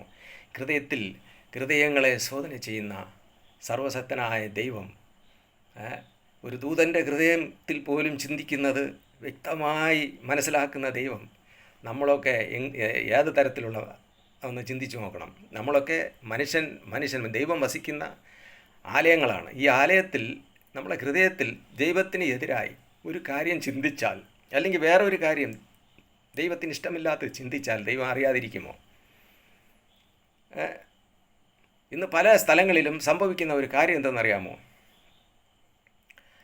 ഏതെങ്കിലും ഒരു സ്ഥലത്തിലായിരിക്കുമ്പോൾ എങ്ങനെയെങ്കിലും വലിയവനാകണം, ഒരുത്തനെ അടിച്ചു തള്ളി താഴെ ഇട്ടിട്ട് അവൻ്റെ മുകളിൽ കയറണം. ഇതാണ് മനുഷ്യൻ്റെ സ്വഭാവം. ആരാണ് ഈ സ്വഭാവം കൊണ്ടുവരുന്നത്? ഈ സാത്താൻ്റെ പ്രവൃത്തിയാണ്. അവനാണ് ഈ ഉള്ളിലേക്ക് കയറുന്നത്. ഉള്ളിലേക്ക് കയറി ഈ നല്ല മനുഷ്യരെ ഇല്ലാതാക്കും. അവരുടെ ഉള്ളിലേക്ക് കയറി അധികാര മോഹങ്ങളും കൊടുത്ത് അവരെ എങ്ങനെയെങ്കിലും ഈ സാത്താൻ എങ്ങനെ ചെയ്തോ അതുപോലെ തന്നെ ഈ അധികാര മോഹങ്ങളെ കൊടുത്ത് അവനെ എങ്ങനെയെങ്കിലും തള്ളിയിട്ടിട്ട് അവൻ്റെ മുകളിൽ കയറാൻ വേണ്ടിയിരിക്കും. എന്നാൽ ദൈവം, ഈ ഹൃദയങ്ങളെ ശോധന ചെയ്യുന്ന ദൈവം, അവനെ അടിച്ചു തള്ളി താഴെ തള്ളിക്കളയും എന്നുള്ളത് മനുഷ്യൻ ചിന്തിക്കില്ല. വീണതിന് ശേഷം അവിടെ കടന്നുകൊണ്ട് നിലവിളിക്കും, ഞാൻ ഇങ്ങനെ വീണ് പോയല്ലോ എന്ന് പറഞ്ഞുകൊണ്ട്. അതും ചിലപ്പം പെട്ടെന്ന് അവന് അറിയാനും പറ്റില്ല, ഞാൻ വെട്ടേറ്റ് വീണത് ഇത് ദൈവമാണ് തള്ളിയിട്ടെന്ന് അവന് മനസ്സിലാക്കാൻ പറ്റത്തില്ല. അതുപോലെയാണ് ഇവിടെ സാത്താൻ അന്ന് ദൈവത്തിൻ്റെ സന്നിധാനത്തിലിരുന്ന് ദൈവത്തേക്കാൾ വലിയവനാകണം. ഞാൻ അങ്ങ് ആകാശത്തിൻ്റെ മുകളിൽ, നക്ഷത്രങ്ങൾക്ക് മുകളിൽ അങ്ങ് കയറി ഞാൻ എൻ്റെ ആ അത്യുന്നതനേക്കാൾ വലിയവനായിരിക്കും. അവിടെ ഇരുന്ന് ഞാൻ ജനം എന്നെ ആരാധിക്കും എന്നുള്ള, അതായത് ദൈവത്തെ ആരാധിക്കുന്ന ആരാധന ഇവന് കിട്ടണം. ദൈവത്തെ ആരാധിക്കുന്ന ആരാധന ഇവന് കിട്ടണം. അതാണ് ഇവൻ്റെ ഏറ്റവും ലക്ഷ്യം. അതുകൊണ്ടാണ് ഇവൻ ഈ ഭൂമിയിലേക്ക് തള്ളപ്പെട്ടത്. അങ്ങനെയാണ് ഈ ഭൂമി ഇരുണ്ടുപോയത്. എന്നാൽ ദൈവത്തിൻ്റെ പ്ലാൻ, ദൈവത്തിൻ്റെ പദ്ധതി അതല്ല. ദൈവം എന്താണ്? ഈ ഭൂമിയിൽ ദൈവത്തിന് ഒരുപാട് പദ്ധതികളുണ്ട്. എങ്ങനെയെങ്കിലും ഈ ഭൂമിയെ ഒന്ന് നന്നാക്കണം, ഇതൊക്കെ നോക്കണം, കാണണം, ഇതിൽ മനുഷ്യനെ സൃഷ്ടിക്കണം, മനുഷ്യൻ എല്ലാവരും നന്നായി പെരുകി നന്നായിട്ടിരിക്കണം, അവർ സന്തോഷമായിട്ട് കഴിയുന്നത് കാണണം, അവരുടെ കൂടെ എനിക്ക് സഞ്ചരിക്കണം, മനുഷ്യൻ്റെ കൂടെ സഞ്ചരിക്കണം, മനുഷ്യൻ്റെ കൂടെ ദൈവം കൈപിടിച്ച് നടക്കണം എന്നുള്ള വലിയ മോഹങ്ങളോടുകൂടെ, ആഗ്രഹത്തോടുകൂടെയാണ് ദൈവം കൈകൊണ്ട് മനുഷ്യനെ രൂപപ്പെടുത്തുന്നത്. നമുക്ക് ഉൽപ്പത്തി പുസ്തകത്തിലേക്ക് നമുക്ക് കടന്നു ചെല്ലാം. അവിടെ നമുക്ക് കാണുവാൻ സാധിക്കും. കർത്താവ് ഇപ്രകാരം പറയുകയാണ്,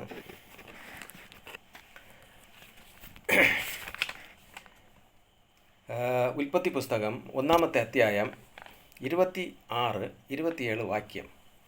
അതിൽ നമുക്ക് കാണുവാൻ സാധിക്കും, നമ്മളെപ്പോലെ,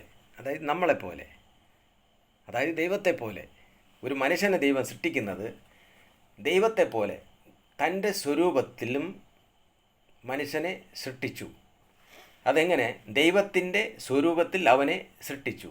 തൻ്റെ സ്വരൂപത്തിൽ മനുഷ്യനെ സൃഷ്ടിച്ചു എന്ന് പറഞ്ഞുകൊണ്ട് പരിശുദ്ധാത്മാവ് വീണ്ടും പറയുകയാണ്, ദൈവത്തിൻ്റെ സ്വരൂപത്തിൽ സൃഷ്ടിച്ചു. മനുഷ്യനെ സൃഷ്ടിച്ചത് തൻ്റെ സ്വരൂപത്തിലാണ്, ദൈവത്തിൻ്റെ സ്വരൂപത്തിലാണ് എന്ന് പറഞ്ഞുകൊണ്ട് പിന്നും ഒരു വാക്യം കൂടെ, ഒരു വേർഡ് കൂടെ പരിശുദ്ധാത്മാവ് അവിടെ രേഖപ്പെടുത്തിയിരിക്കുകയാണ്, ദൈവത്തിൻ്റെ സ്വരൂപത്തിൽ, ദൈവത്തെ പോലെ. ഒന്ന് ചിന്തിച്ച് നോക്കണം, മനുഷ്യൻ ഈ ലോകത്തിൽ സൃഷ്ടിക്കപ്പെടുന്നത് സെയിം ദൈവത്തെ പോലെ, അതിൽ ഒരു മാറ്റവുമില്ല, ഒരു കളങ്കമില്ല. വീണ്ടും അതേ 27-ാമത്തെ വാക്യം നോക്കുക, നമുക്ക് വ്യക്തമായി അത് മനസ്സിലാക്കാൻ സാധിക്കും. നിങ്ങൾ ബൈബിൾ എടുത്ത് വെച്ച് വായിക്കുക. ഉൽപ്പത്തി പുസ്തകം 1-ാമത്തെ അധ്യായം 26-27 വാക്യം. അത് കഴിഞ്ഞിട്ട് നമുക്ക് വീണ്ടും കാണാൻ സാധിക്കും 3:22. അവിടെ ഇങ്ങനെ പറയുന്നുണ്ട്, യഹോവയായ ദൈവം മനുഷ്യൻ നന്മത്തിന്മകളെ അറിവാൻ തക്കവണ്ണം നമ്മിൽ ഒരുത്തനെ പോലെ ആയിത്തീർന്നിരിക്കുന്നു. ഒന്ന് നോക്കണേ, നമ്മിൽ ഒരുത്തനെ പോലെ. എപ്പോൾ ഈ സാത്താൻ സർപ്പത്തിൻ്റെ ഉള്ളിൽ കയറി ഏത് കനി ഭക്ഷിക്കരുതെന്ന് പറഞ്ഞു, ആ കനി ഭക്ഷിച്ചപ്പോൾ ഇവർ ദൈവത്തെ പോലെ ആയെന്നാണ് പറഞ്ഞിരിക്കുന്നത്. നമ്മിൽ ഒരുവനെ പോലെ ആയിക്കഴിഞ്ഞു. അപ്പോൾ ഒരു മനുഷ്യൻ ഈ ഭൂമിയിൽ ജനിച്ചിരിക്കുന്നത് ദൈവത്തിൻ്റെ അതേ പോലെ, ദൈവത്തിൻ്റെ അതേ സ്വരൂപത്തിൽ, അതേ ഇതാണ്. ഇനിയാണ് നിങ്ങൾക്ക് ഞാൻ പറഞ്ഞു തരുന്ന ഭാഗങ്ങൾ മനസ്സിലാക്കുവാനുള്ളത്. എങ്ങനെയാണ് ഈ സാത്താൻ ഈ മനുഷ്യനെ ആൾ ദൈവങ്ങളാക്കി? കാരണം ഭൂമിയിൽ ജനിച്ചത് ദൈവത്തിൻ്റെ അതേ സ്വരൂപം, അതേ ഛായ, ദൈവത്തെ പോലെ തന്നെ, അതിൽ ഒരു വ്യത്യാസവുമില്ല. ദൈവത്തിൻ്റെ ആ ഛായയിലും സാദൃശ്യത്തിലും സൃഷ്ടിച്ച ദൈവത്തെ പോലെ ജനിച്ച ജനത്തെ, അതേ മനുഷ്യനെ ആൾ ദൈവങ്ങളാക്കാൻ സാത്താൻ പ്ലാനിട്ടു. എന്തുകൊണ്ടെന്നാൽ ഈ പാമ്പിൽ കൂടെ വന്ന് ആദാമിനെ വഞ്ചിച്ചു, ഇതൊക്കെ ചെയ്തു, എല്ലാം കഴിഞ്ഞു. അങ്ങനെ പാവത്തിൽ ഈ ലോകം മുഴുകി, ഒരുപാട് പാവസന്തതികൾ ജനിച്ചു. രണ്ടാമതവൻ കായിൻ്റെ തലയ്ക്കകത്ത് കയറി സഹോദരനെ കൊന്നു. കായിൻ അവൻ ആദാമിൻ്റെ ആദ്യത്തെ മകനാണ്. അവൻ ഇളയവനെ കൊന്നുകളഞ്ഞു. എൻ്റെ സഹോദരനെ എവിടെയെന്ന് ചോദിച്ചപ്പോൾ ഞാൻ എൻ്റെ സഹോദരൻ്റെ കാവൽക്കാരനാണെന്നൊക്കെ ചോദിച്ചു ദൈവത്തോട്. അപ്പോൾ ഇത് അവൻ്റെ ചിന്തയിൽ, അവൻ്റെ ശരീരത്തിൽ കയറിയ സാത്താനാണ്. തൻ്റെ തെറ്റുകളെ അവന് തിരുത്തി മാനസാന്തരപ്പെടാതെ അവൻ ഇളയവൻ നല്ല നീതിമാനായിരുന്നു, നല്ലവനായിരുന്നു. അവൻ്റെ യാഗം ദൈവം സ്വീകരിച്ചു. അവൻ്റെ വിളവിൽ നിന്ന് കിട്ടിയ ഇത് കർത്താവ് സ്വീകരിച്ചു. ഇവനെ സ്വീകരിച്ചില്ല എന്നുള്ള ആ കോപം, ആ ദേഷ്യം എൻ്റെ തലയിലകത്ത് കയറി. ഈ ദേഷ്യം കയറിയത് തന്നെ സാത്താൻ ഇവൻ്റെ തലയിലകത്ത് കയറിയതാണ്. ഇവനെ കൊണ്ട് ആ സഹോദരനെ കൊല്ലിച്ചതാണ് അവൻ. അങ്ങനെ അതിൽ കൂടെ ദൈവം ഒരുപാട് കാര്യങ്ങൾ അവിടെ പറയുന്നുണ്ട്. ഈ ഭൂമിയിൽ ഓരോരുത്തർക്ക് കിട്ടാൻ പോകുന്ന ശിക്ഷയെക്കുറിച്ചൊക്കെ ഒരുപാട് കാര്യം പറയുന്നുണ്ട്. അങ്ങനെ ഈ ഭൂമി ഒരുപാട് ശാപഗ്രസ്തമായി തീർന്നു. ജനങ്ങൾ പാപം ചെയ്ത് ഒരു നിയമവുമില്ലാതെ പാപം ചെയ്ത് ജീവിച്ച് അങ്ങനെ ഇരിക്കുമ്പോൾ നോഹയെ കൊണ്ട് ഈ ലോകത്തിൽ പ്രസംഗിപ്പിച്ചു. നോഹ ജനത്തോട് മാനസാന്തരപ്പെടുവാൻ പറഞ്ഞു. ദൈവം ഭൂമി അളിക്കാൻ പോകുന്നു, ഈ ഭൂമി ശാപമായി തീർന്നിരിക്കുന്നു, ഈ ഭൂമിയിൽ മനുഷ്യനെ മൊത്തം നശിപ്പിക്കാൻ കർത്താവ് തീരുമാനിച്ചു, എല്ലാവരും മാനസാന്തരപ്പെടുവിൻ എന്ന് പറഞ്ഞുകൊണ്ട് നോഹ പ്രസംഗിക്കാൻ തുടങ്ങി. നീതിമാനായ നോഹ, ആ ഭാഗം നമുക്ക് കാണുവാൻ സാധിക്കും. 7-ാമത്തെ അധ്യായത്തിൽ തന്നെ അത് പറയുന്നുണ്ട്, ഉൽപ്പത്തി പുസ്തകം. എന്നാൽ ആരും മാനസാന്തരപ്പെട്ടില്ല. നമുക്കത് കാണാൻ സാധിക്കും. നോഹയും അവൻ്റെ ഭാര്യയും നോഹയുടെ 3 പുത്രന്മാരും, ഷേം, ഹാം, യാഫേത്ത് എന്ന് പറയുന്ന 3 പുത്രന്മാരും അവരുടെ ഭാര്യമാരും, അങ്ങനെ 8 പേര് ആ പെട്ടകത്തിൽ, അതായത് കർത്താവ് പെട്ടകം ഉണ്ടാക്കാൻ പറഞ്ഞു. അങ്ങനെ പെട്ടകം ഉണ്ടാക്കി ആ പെട്ടകത്തിൽ കൂടെ അവർ രക്ഷപ്പെട്ടു. അങ്ങനെ ഈ ഭൂമിയിൽ വെള്ളപ്പൊക്കം കയറി സകല ജനവും അളിഞ്ഞുപോയി. ഈ ഭൂമിയിൽ അടുത്ത് ഇവർ വെള്ളം എല്ലാം താഴ്ന്നതിന് ശേഷം ഭൂമിയിൽ ഇറങ്ങിയതിന് ശേഷം നോഹ വീഞ്ഞു കുടിച്ച് മദ്യപിച്ച് ലഹരിയിൽ കിടക്കുകയാണ്. പിന്നും സാത്താൻ ഇവരെ വിടുന്നില്ല. അവിടെയാണ് നമ്മൾ കാണേണ്ടത്. സാത്താൻ ഇവരെ വിടുന്നില്ല. അപ്പോൾ സാത്താൻ അവിടെ കയറുന്ന എവിടെയെന്നറിയാമോ? നോഗ വീഞ്ഞു കുടിച്ച് ലഹരിയായി നഗ്നതനായി കിടക്കുമ്പോൾ ഹാമിൻ്റെ തലയിനകത്ത് കയറി. ഹാം വന്ന് എന്ത് ചെയ്തെന്നറിയാമോ? അവൻ്റെ സഹോദരന്മാരുടെ അടുത്ത് പറഞ്ഞു, അപ്പൻ വീഞ്ഞു കുടിച്ചതാ ഇങ്ങനെ കിടക്കുകയാണെന്ന്. അത് നോഗയ്ക്ക് ഇഷ്ടപ്പെട്ടില്ല. ലോക ശപിക്കുകയാണ്. വീണ്ടും ആ മനുഷ്യൻ ശാപമായി തീരുകയാണ്.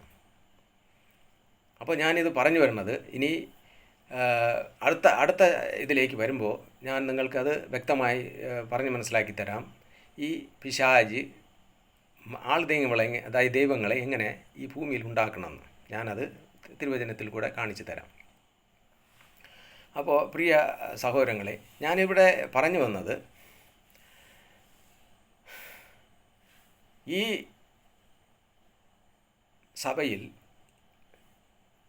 ഈ ബിലയാമിൻ്റെ ഉപദേശം സ്വീകരിച്ചുകൊണ്ട് ഇന്ന് നടക്കുന്ന, അതായത് മരിച്ചുപോയ ആത്മാക്കളോട് പ്രാർത്ഥിക്കുന്ന ഏതൊരു വ്യക്തിയും യഥാർത്ഥത്തിൽ അന്ന് ബാല് എന്ന് പറഞ്ഞ് ബാലിൻ്റെ ആത്മാവിനെ, ബാലിനെ ആരാധിച്ച അതേപോലെ തന്നെ ഇന്ന് ജനം പിശാചിന് അടിമപ്പെട്ട് കിടക്കുകയാണ്.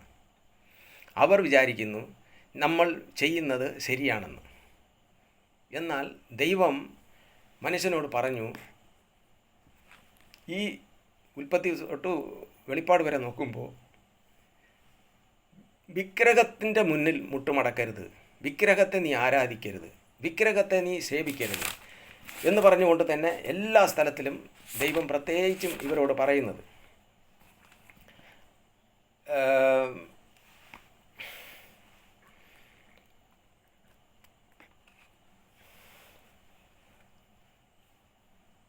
കാരണം അത് ദൈവം വെറുക്കുന്നതാണ്. അതിൽ കൂടെ ദൈവത്തിൻ്റെ ആത്മാവ് പ്രവർത്തിക്കില്ല എന്ന് ഇവരെ ഉപദേശിച്ചു കൊടുത്തിട്ടും ഇവർ അത് സ്വീകരിക്കുന്നില്ല. ഒരു വിഗ്രഹം ഉണ്ടാക്കുന്നതെന്ന് വെച്ചാൽ ഈ ലോകത്തിൽ ജീവിച്ച ഒരു വ്യക്തിയെ, അവർ ചത്തുപോയ വ്യക്തിയാണ്, ആ മരിച്ചുപോയ വ്യക്തിയുടെ വിഗ്രഹത്തെ ഉണ്ടാക്കി വെച്ചിട്ട് അതിനെ സേവിക്കുകയാണ് അവർ. ജീവിച്ചിരിക്കുന്ന വ്യക്തിയല്ല, മരിച്ചുപോയ വ്യക്തിയുടെ വിഗ്രഹമാണ് അവർ ഉണ്ടാക്കി വെച്ചുകൊണ്ട് അവരെ സേവിക്കുന്നത്. ആ സേവിക്കുന്ന ഒരു വ്യക്തിക്ക് ദൈവത്തിൻ്റെ യഥാർത്ഥമായ കൃപ അനുഭവിക്കാൻ സാധിക്കില്ല. കാരണം അതിലേക്ക് വരുന്നത് ഭൂതമാണ്, ദുഷ്ടാത്മാവാണ് എന്നുള്ളത് ഇവർ തിരിച്ചറിയണില്ല. അത് ഇന്ന് സഭയിൽ അങ്ങനെയാണ്. മനുഷ്യർ ചിന്തിക്കുന്നു, എന്താണ് നമ്മൾ ചെയ്യുന്നത് ശരിയാണ്, പുണ്യവാളന്മാരല്ലേ, അവർ അപ്പോസ്തലന്മാരല്ലേ, അവരെങ്ങനെയല്ലേ ഇങ്ങനെയെന്നൊക്കെ ആൾക്കാർ അവർ ചിന്തിച്ചുകൊണ്ട് ഇതിനെ അങ്ങ് ചെയ്തുകൊണ്ടിരിക്കുകയാണ്. എന്നാൽ യഥാർത്ഥമായി ഇവർ സേവിക്കുന്നത്, ഇവർ എല്ലാം ദുഷ്ടാത്മാവാണ് ഇതിൻ്റെ പുറകിൽ പ്രവർത്തിക്കുന്നതെന്ന് ഇവർ തിരിച്ചറിയണില്ല. ഞാൻ ഈ ജപമാല പറഞ്ഞുകൊണ്ടിരുന്ന സമയത്ത് എനിക്ക് ദർശനങ്ങൾ കാണുമായിരുന്നു. എന്ന് ഞാൻ ജപമാല നിർത്തിയോ അന്നത്തോടെ എൻ്റെ ദർശനം നിന്നു. എനിക്ക് മനസ്സിലായി, ദൈവം എനിക്ക് മനസ്സിലാക്കി തന്നു, ഇത് തെറ്റാണ്, നീ അത് ചെയ്യരുതെന്ന്. കാരണം എൻ്റെ അപ്പൂപ്പൻ മന്ത്രവാദിയായിരുന്നു. എൻ്റെ മുന്നിലിരുന്നാണ് മന്ത്രവാദം ചെയ്തതും ചത്തവരെ വിളിച്ചതും ആ ചത്തവരോടിരുന്ന് പ്രാർത്ഥിക്കുന്നതും. ആ മന്ത്രവാദിയുടെ ആ പേരക്കുട്ടിയാണ് ഞാൻ. അങ്ങനെ വളർന്നവനാണ് ഞാൻ. അങ്ങനെ ഇരിക്കുമ്പോൾ ഈ ഒരു കർത്താവായ യേശു ക്രിസ്തുവിൽ വിശ്വസിക്കുന്ന ജനം ഇന്ന് ആ ദൈവത്തെ വഴിയും സത്യവും ജീവനും ഞാനാണ് എന്ന് പറഞ്ഞുകൊണ്ട് കർത്താവ് വ്യക്തമായി മനുഷ്യനെ പഠിപ്പിച്ചിരിക്കുമ്പോൾ ആ മനുഷ്യൻ്റെ അടുക്കിലേക്ക് ദൈവത്തിൻ്റെ ആത്മാവിനെ അയച്ചിട്ട് ഉപദേശിക്കുമ്പോൾ പോലും ഇവർക്ക് അതിനെ വിട്ട് പിന്തിരിവാൻ കഴിയുന്നില്ല. കാരണം ഇവർക്ക് പേടിയാണ്, ഇവർക്ക് ഭയമാണ്. യേശു ക്രിസ്തു ജനിച്ചതല്ലേ, യേശു ക്രിസ്തുവിൻ്റെ അമ്മയല്ലേ, യേശു ക്രിസ്തുവിൻ്റെ അമ്മയായിട്ട് ജനിച്ചതാണ്. എന്നാൽ യേശു ക്രിസ്തു ഈ ഭൂമിയിൽ സ്ത്രീയെ എന്നേ വിളിച്ചിട്ടുള്ളൂ മറിയെ. എന്തുകൊണ്ടെന്നാൽ കർത്താവാണ്, ദൈവമാണ്, സർവശക്തനാണ് അവൻ പിതാവായ ദൈവമാണ്. അവനാണ് മനുഷ്യനായ വേഷത്തിൽ ഇവിടെ വന്നത്. എന്തിനാണ് ആ വേഷത്തിൽ മനുഷ്യനായി എന്നുള്ളത് ഞാനിപ്പോൾ തുടങ്ങി വച്ചിരിക്കുകയാണ്. ഇതിൽ കൂടെ നിങ്ങൾക്ക് ഞാനത് പറഞ്ഞു തരികയായിരിക്കും. അത് നിങ്ങൾ മനസ്സിലാക്കി എടുക്കണം. നിങ്ങൾ ഭയപ്പെടരുത്. എന്തിനാണ് നിങ്ങൾ ഭയപ്പെടുന്നത്? ആരെയാണ് നിങ്ങൾ ഭയപ്പെടുന്നത്? ഈ അപ്പോസ്തലന്മാരെ വിളിച്ച് പ്രാർത്ഥിക്കാൻ ഏതെങ്കിലും അപ്പോസ്തലന്മാർ പറഞ്ഞോ? അല്ലെങ്കിൽ കർത്താവായ യേശു ക്രിസ്തു പറഞ്ഞോ?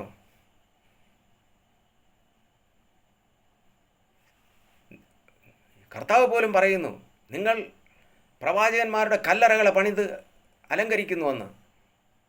അത് വെള്ളം തേച്ച ശവക്കല്ലറകളെ എന്നാണ് വിളിക്കുന്നത് യേശു ക്രിസ്തു സുവിശേഷത്തിൽ. അങ്ങനെ ഇരിക്കുമ്പോൾ എന്തിനാ ഭയപ്പെട്ടുകൊണ്ടാണ് നിങ്ങൾ ഇതിൻ്റെ പുറകെ പോകുന്നത്? ജീവിക്കുന്ന ദൈവത്തെ എന്തുകൊണ്ട് നിങ്ങൾ സത്യമായി വിളിക്കുന്നില്ല? എന്തുകൊണ്ട് പ്രാർത്ഥിക്കുന്നില്ല ദൈവത്തോട്? ഇതെല്ലാം ഫോസ്ക്കാണ്, ഇതെല്ലാം സത്യമല്ല, ഇതിൽ പ്രവർത്തിക്കുന്ന എല്ലാം ദുരാത്മാവാണ്, സാത്താൻ്റെ ആത്മാവാണ്, ബിലാമിൻ്റെ ആത്മാവാണ്, ജസബേലിൻ്റെ ആത്മാവാണ്. മറിയ എന്ന് പറഞ്ഞുകൊണ്ട് സഭയിൽ ഇന്ന് ആരാധിക്കുന്ന ആ ആരാധനയിൽ കുടികൊണ്ടിരിക്കുന്ന ആത്മാവ് ജസബേലിൻ്റെ ആത്മാവാണ്, ആ ദുഷ്ട ആത്മാവാണ് അതിൻ്റെ പുറകിൽ പ്രവർത്തിക്കുന്നത്. എന്തുകൊണ്ട് നിങ്ങൾ തിരിച്ചറിയുന്നില്ല? അത് ഏതെങ്കിലും അപ്പോസ്തലന്മാർ നിങ്ങളുടെ അടുത്ത് പറഞ്ഞോ? മധ്യസ്ഥ എന്ന് പറഞ്ഞുകൊണ്ട് ഒരാൾ വേറൊരാളെ ഇങ്ങനെ വിളിക്കാൻ? അല്ലെങ്കിൽ മറിയ തന്നെ പറഞ്ഞോ? മറിയ പോലും താഴ്മയോടെ കർത്താവിൻ്റെ സന്നിധാനത്തിൽ ഇരുന്നു കൊണ്ട് പ്രാർത്ഥിച്ചു, പരിശുദ്ധാത്മാവിന് വേണ്ടി പ്രാർത്ഥിച്ചു, കർത്താവായ യേശു ക്രിസ്തുവിനെ ദൈവമേ എന്ന് വിളിച്ചു, കർത്താവെന്ന് വിളിച്ചു, എൻ്റെ കർത്താവെന്ന് വിളിച്ചു. മത്തായി സുവിശേഷത്തിൽ അത് കാണുവാൻ സാധിക്കും.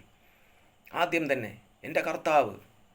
അപ്പോൾ അങ്ങനെ കർത്താവെന്ന് വിളിച്ച ആ ഒരു സ്ത്രീ, ആ ഒരു വ്യക്തി, ആ പരിശുദ്ധയായ കന്യക മറിയാം, ആ മറിയാം ജീവിച്ചിരുന്ന് ഇന്ന് കാണുന്നുവെങ്കിൽ നിങ്ങളെയെല്ലാം എന്ത് പറയുമായിരുന്നു, എന്ത് ചെയ്യുമായിരുന്നു? കുറച്ചെങ്കിലും ചിന്തിക്കാൻ ഈ തലയിൽ ആളുതാമസമുണ്ടോ? ഈ തലയിനകത്ത് ആളുതാമസമുണ്ടോ? ജീവിച്ചിരിക്കുന്ന ഒരു വ്യക്തിക്ക് വേണ്ടി നിങ്ങൾ മരിച്ചവൻ്റെ അടുക്കൽ എന്തിനു പോകുന്നു? എന്തിനു വേണ്ടി പോകുന്നു മരിച്ചവൻ്റെ അടുക്കൽ? മരിച്ചവൻ നിങ്ങളെ എങ്ങനെ സഹായിക്കും? ജീവിക്കുന്ന ഒരു വ്യക്തിക്ക് വേണ്ടി. ഇതാ സങ്കീർത്തനം 115 എടുക്കുക, അതിൽ പറയുന്നുണ്ട്. സങ്കീർത്തനം 115.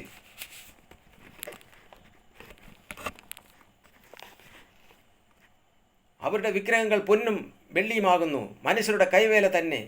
അവയ്ക്ക് വായുണ്ടെങ്കിലും സംസാരിക്കുന്നില്ല, കണ്ണുണ്ടെങ്കിലും കാണുന്നില്ല, അവയ്ക്ക് ചെവിയുണ്ടെങ്കിലും കേൾക്കുന്നില്ല, മൂക്കുണ്ടെങ്കിലും മണക്കുന്നില്ല, അവയ്ക്ക് കൈയുണ്ടെങ്കിലും സ്പർശിക്കുന്നില്ല, കാലുണ്ടെങ്കിലും നടക്കുന്നില്ല, തൊണ്ട കൊണ്ട് സംസാരിക്കുന്നുമില്ല. അവയെ ഉണ്ടാക്കുന്നവൻ അവയെപ്പോലെ തന്നെ. ഇതേ ഉണ്ടാക്കിയവൻ ഏവനായിരുന്നാലും അവനെ അതേപോലെ തന്നെ, ആ വിഗ്രഹം തന്നെയാണ് അവൻ.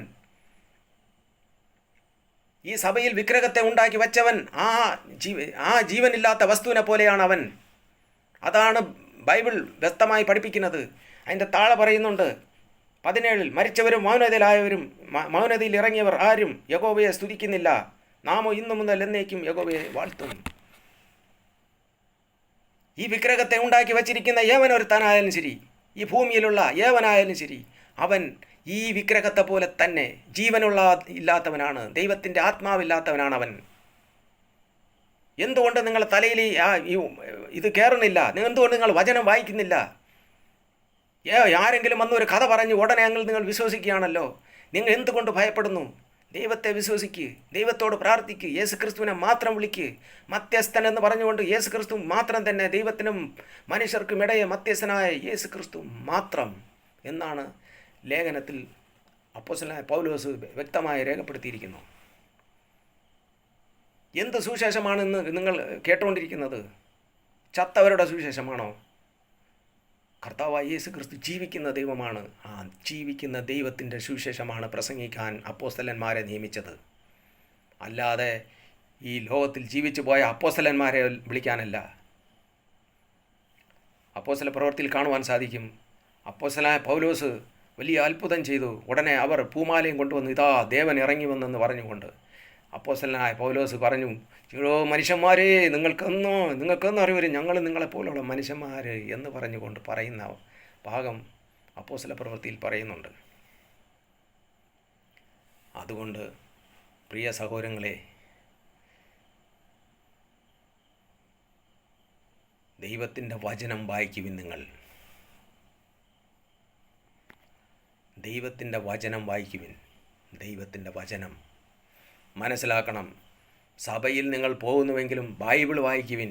അപ്പോൾ നിങ്ങളെ ബുദ്ധി തുറക്കും, നിങ്ങൾക്ക് മനസ്സിലാവും നമ്മൾ ചെയ്യുന്നത് തെറ്റാണെന്ന് നിങ്ങൾക്ക് മനസ്സിലാവും.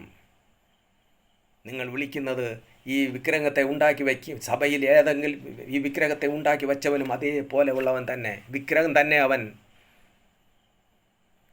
ഒരിക്കൽ ഏലിയാവിൻ്റെ അടുക്കൽ ബാലിൻ്റെ പ്രവാചകൻ പുരോഹിതന്മാരെ കുറിച്ച് പറയുന്നുണ്ട് രാജാക്കന്മാരുടെ പുസ്തകത്തിൽ അതിനെ പറയുന്നുണ്ട്. 1 രാജാക്കന്മാർ 18 26 27 എടുത്തു വച്ച് വായിക്കുക നിങ്ങൾ. അവിടെ പറയുന്നുണ്ട്, ബാലേ ബാലേ ബാലേ ബാലേ ഞങ്ങളെ രക്ഷിക്കണമേ, ബാലേ ബാലേ ബാലേ. ഏത് ബാലേ രക്ഷിക്കണമെന്ന് ഏലിയാവ് പരിഹസിക്കുകയാണ് അവരെ. വിളിക്കും, അവൻ വെളിക്ക് പോയി വിളിക്കും, അവർ ഉറങ്ങിയായിരിക്കും, വിളിക്കും പറഞ്ഞുകൊണ്ട് അവസാനം ആ പുരോഹിതന്മാരെ വെട്ടിക്കൊന്നതായിട്ട് ആ തിരുവചനത്തിൽ രേഖപ്പെടുത്തിയിരിക്കുന്നു. എടുത്തു വെച്ച് വായിക്കുക. 1 രാജാക്കന്മാർ 18 26 27. ജീവിച്ചിരിക്കുന്നവന് വേണ്ടി നമ്മൾ ജീവനുള്ള ദൈവത്തോട് പ്രാർത്ഥിക്കുക. നിങ്ങളെ വീട്ടിൽ, നിങ്ങളെ ഭവനത്തിൽ ആർക്കെങ്കിലും എന്തിന് ബുദ്ധിമുട്ടുണ്ടോ, രോഗമാണോ, ബുദ്ധിമുട്ടാണോ, ജീവനുള്ള കർത്താവിനോട് പ്രാർത്ഥിക്കുവിൻ. ജീവനുള്ള ദൈവം നിങ്ങളെ വിടുവിക്കും, രക്ഷിക്കുമെന്ന് ഞാൻ ഇന്ന് നിങ്ങളോട് ആഹ്വാനം ചെയ്യുകയാണ്. എൻ്റെ വാക്ക് കേട്ടവർ നിങ്ങൾക്ക് സ്വീകരിക്കാം, ഉപേക്ഷിച്ച് കളയാം, എന്തു വേണമെങ്കിലും ചെയ്യാം. അതൊക്കെ നിങ്ങളെ സ്വാതന്ത്ര്യമാണ്. ഞാൻ ആരെയും നിർബന്ധിക്കില്ല. എന്നോട് ദൈവം പറഞ്ഞു ജനത്തോട് പറയുക, അത് ഞാൻ പറയുന്നു. അത് കേട്ടാലും കേട്ടില്ലെങ്കിലും എനിക്കൊന്നുമില്ല. പറയേണ്ട കാര്യം ഞാൻ പറഞ്ഞു കഴിഞ്ഞു. ഇനിയും പറഞ്ഞുകൊണ്ട് തന്നെ ഇരിക്കും. അടുത്ത ഭാഗം, ഞാൻ നിർത്തിയിരിക്കുന്ന ഭാഗം നിങ്ങൾക്കറിയാം. മനുഷ്യനെ എങ്ങനെ ആൾദൈവങ്ങളാക്കി, എങ്ങനെ മനുഷ്യൻ ആൾദൈവങ്ങൾ ആയി എന്നുള്ള ഭാഗങ്ങൾ തിരുവചനത്തിൽ കൂടെ ഞാൻ അടുത്ത വീഡിയോയിൽ കാണിക്കാം. ഇന്ന് എന്നെ കേൾക്കുന്ന എൻ്റെ സഹോദരങ്ങളെ, ഞാൻ ഇന്നിപ്പോൾ ഇതാ നിർത്തുകയാണ്. ഇത് കേട്ട എല്ലാവരും തന്നെ ദൈവത്തെ ആരാധിക്കുന്നവരായി തീരട്ടെ. നിങ്ങളുടെ ദൈവം വചനം വായിക്കുന്നവരായി തീരട്ടെ. നിങ്ങൾ വചനം വായിക്കണം, വായിച്ച് മനസ്സിലാക്കണം. ആരെങ്കിലും എന്തെങ്കിലും പറഞ്ഞത് കൊണ്ട് നിങ്ങൾ അതിൻ്റെ പുറകെ പോകരുത്. അത്ഭുതങ്ങൾ അവിടെ ഉണ്ട് ഇവിടെ ഉണ്ടെന്ന് പറഞ്ഞാൽ അങ്ങ് ഓടിപ്പോകരുത്. സാത്താൻ നിങ്ങളെ വേട്ടയാടിക്കളയും. സാത്താൻ നിങ്ങളെ ശരീരത്തിൻ്റെ ഉള്ളിൽ കയറിക്കളഞ്ഞാൽ അവൻ നിങ്ങളെ ഹൃദയങ്ങളെ ഘടിപ്പിച്ച് കളയും, കഠിനമാക്കി കളയും. അത് മാത്രമല്ല, ബൈബിളിൽ വ്യക്തമായി പറയുന്നു, അത് നിങ്ങൾക്ക് കെണിയായി തീരുമെന്ന്. എന്തായിത്തീരും? കെണി എന്ന് പറഞ്ഞാൽ പുറപ്പാട് പുസ്തകം 34 12 മുതൽ 16 വരെയുള്ള വാക്യം. പുറപ്പാട് 32-ാം അധ്യായം ഒന്ന് വായിക്കുക. പുറപ്പാട്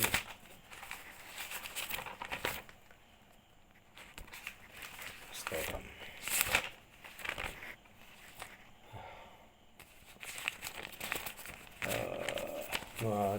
പുറപ്പാട് പുസ്തകം 34 ഇതാ. നീ ചെല്ലുന്ന ദേശത്തിലെ നിവാസികളോട് നീ ഒരു ഉടമ്പടി ചെയ്യാതിരിപ്പാൻ കരുതിക്കൊള്ളുക. അല്ലാഞ്ഞാൽ അത് നിൻ്റെ മധ്യേ ഒരു കെണിയായി മാറും. കെണി, അതായത് നമ്മൾ എലി പിടിക്കാൻ ഒരു കെണി വയ്ക്കൂലേ, ഇതേപോലത്തെ കെണിയാണ് സാത്താൻ വച്ചിരിക്കുന്നത്. ആ കെണിയിൽ ചെന്ന് നിങ്ങളെല്ലാം അകപ്പെട്ടു പോകും. ആ കെണിയിൽ നിന്ന് വിടുവിക്കപ്പെടണമെങ്കിൽ കർത്താവിൻ്റെ വചനം വിടുവിക്കും നിങ്ങളെ.